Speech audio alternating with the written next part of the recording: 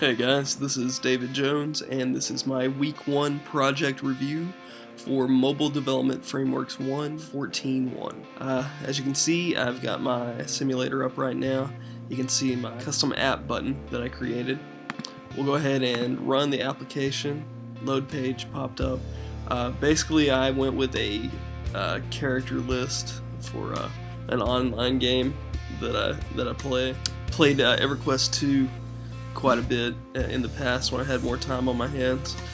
So basically what this does is just a list of characters and levels. You can see we've got the character name, the class, and the level, and then a little class image. So we'll go ahead and click on the class, and what pops up is a paper doll image of the actual in-game character. The information that was on this custom cell view, the name, the level, and the class, and then we have some extra information: what server the character's on, his trade skill, and the amount of alternate advancement points that the character has. I went ahead and populated the background with a pattern, and I just added this image at the bottom just as a space filler. But we'll go ahead and click the close button. It brings us back to the main view. You can see that the edit button does work, and we'll go ahead and delete the first one, and you can see that delete is functioning correctly. We'll go ahead and click done, and it returns to the normal cell view. So no real big surprises there. Everything's working good.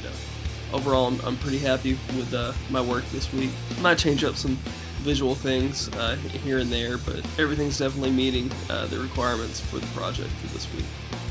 Alright guys, so I'll give you a quick overview of my code. You can see I've got paper doll images here for all my characters.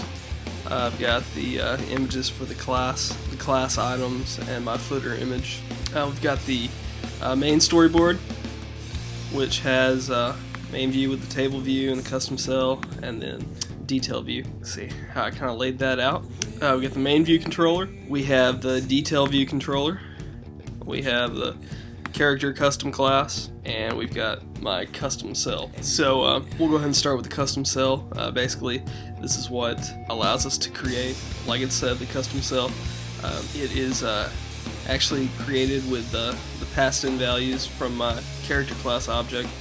We've got the name string, the class string, the level string, and the cell image. So it pulls in those values from various objects within that character class array, appends those to the text for the custom cell, and the image as well. Character custom class, this is where we create the properties to store all the information for the custom class. We've got the name, character class, level, trade skill, server, AAs, and the two images. The detail view controller, this is where we load the rest of the information from the objects to display on the screen, such as the server, the trade skill, the AAs. So we'll go up to the view controller, and you can see we've imported our detail view controller, custom class, and cell, of course, and then we create objects for our array, our mutable array. Scroll down here, you can see I've got the two required methods for UI table view cell. The number of rows in the section, it's set for the amount that's in the character array, and I went ahead and changed the background color of my table view in this method as well. Cell for row and index path is where we actually create the new cell for each object in the array.